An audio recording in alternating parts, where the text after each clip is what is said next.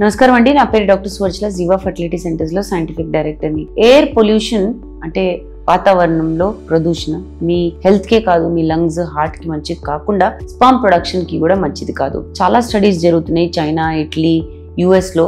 ఇవన్నీ ఏం లింక్ చూపిస్తున్నాయి అంటే ఎయిర్ పొల్యూషన్ కి స్పర్మ్ క్వాలిటీకి, అంటే క్వాలిటీలో మళ్ళీ కౌంట్, మొటిలిటీ, మార్ఫాలజీ అన్నిటికీ సంబంధం ఉంది. ఎయిర్ పొల్యూషన్ ఎక్కువ అయ్యే కొద్దీ, ఎక్స్పోజర్ ఎక్కువ అయ్యే కొద్దీ ఇవన్నీ కూడా దెబ్బతింటున్నాయని 2017 లో ఆక్యుపేషనల్ అండ్ ఎన్వైరన్మెంటల్ మెడిసిన్ అనే జర్నల్లో పబ్లిష్ అయిన ఒక ఆర్టికల్ 6000 మెన్ని స్టడీ చేశారు, లాంగ్ టర్మ్ ఎక్స్పోజర్ ఉండే వీళ్ళకి పొల్యూషన్ కి. సో అప్పుడు ఏం చూసారంటే 100 లో 26 పురుషుల్లో నార్మల్ స్పర్మ్ మార్ఫాలజీ లేదు, అంటే ఆకారం సరిగా లేకపోవడం అనేది చూసారు. ఈ పొల్యూటెంట్స్ ఏవైతే ఉంటాయో గాలిలో, ఇవే పెద్ద ప్రాబ్లం. దీని వల్లనే స్పర్మ్ హెల్త్ దెబ్బతినొచ్చు. PM 2.5 అనేది ఒక ఫైన్ పార్టికులర్ మ్యాటర్. ఇది మైక్రోస్కోపిక్ పార్టికల్, 2.5 మైక్రోమీటర్ కన్నా చిన్నగా ఉంటుంది. వెహికల్ ఎమిషన్స్ నుంచి, ఫ్యాక్టరీ స్మోక్, డస్ట్ లో కూడా చాలా ఉంటుంది. ఇవి మన గాలి నుంచి మన బ్లడ్ స్ట్రీమ్ లోకి వెళ్ళి ఆక్సిడేటివ్ స్ట్రెస్, అంటే టెస్టిస్ లో వాతావరణం కూడా పాడు చేయడము, టెస్టిక్యులర్ ఎన్వైరన్మెంట్, దీని వల్ల స్పర్మ్ ప్రొడక్షన్ కూడా దెబ్బతినడం అనేది జరుగుతుంది అనమాట.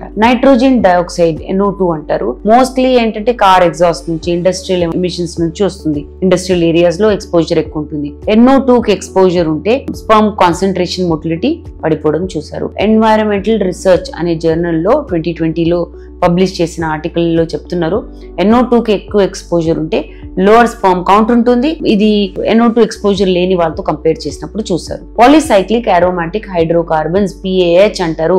ఇవి toxic compounds. Fossil fuels burn అవుతుంటే, టొబాకో స్మోక్, గ్రిల్ మీట్స్, ఇవన్నీ ఏంటంటే PAH వదులుతాయి. ఈ PAH వల్ల స్పర్మ్ DNA పాడవడము, ఫ్రాగ్మెంటేషన్ అంటే ఎరిగిపోవడము, మ్యూటేషన్స్ అవ్వడము, దీనివల్ల సంతానలేమి సమస్య అవ్వడము, ఇలాంటి స్పర్మ్స్ వల్ల మిస్క్యారేజెస్ కూడా ఎక్కువ అవుతాయి అన్నమాట. Ozone, O3, sulphur dioxide, SO2 అనేది కూడా ఉంటుంది. రియాక్టివ్ గ్యాసెస్ ఇవి.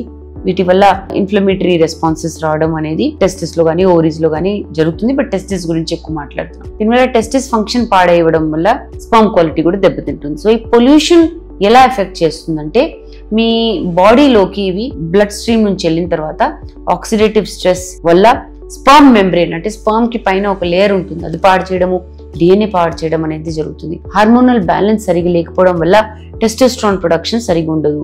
టెస్టిస్ లో సర్టోలీ సెల్స్, లేడిక్ సెల్స్ అని ఉంటాయి, అవి కూడా సరిగ్గా పనిచేయవు.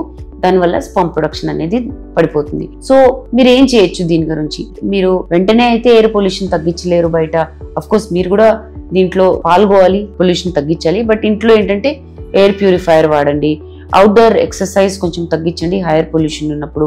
యాంటీ ఆక్సిడెంట్ రిచ్ ఫుడ్స్ తినండి, నట్స్, ఆకుకూరలు ఇవన్నీ తింటే చాలా మంచిది.